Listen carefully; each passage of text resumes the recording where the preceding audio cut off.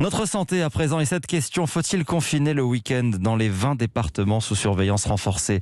Nouveau conseil de défense sanitaire ce matin. Qui doit aboutir à des décisions annoncées demain par le Premier ministre. Au cœur de la réflexion notamment, vous le disiez, les rassemblements en journée dans les parcs ou sur les quais. Les images se sont une nouvelle fois multipliées ce week-end partout en France, relayées sur les réseaux sociaux de rassemblements en plein air.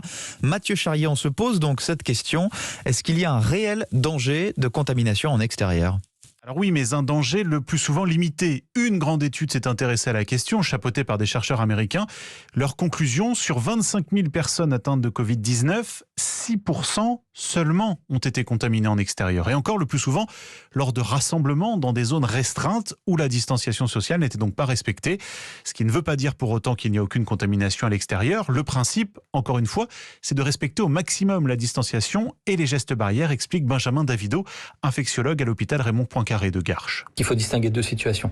La première, c'est d'être en extérieur, d'aller dans des jardins, des forêts, où très clairement le risque est probablement extrêmement résiduel. Et deuxièmement, les situations où on va se rassembler lors d'attroupements collés. Et donc on va parler, on va crier, on va chanter, on va postillonner.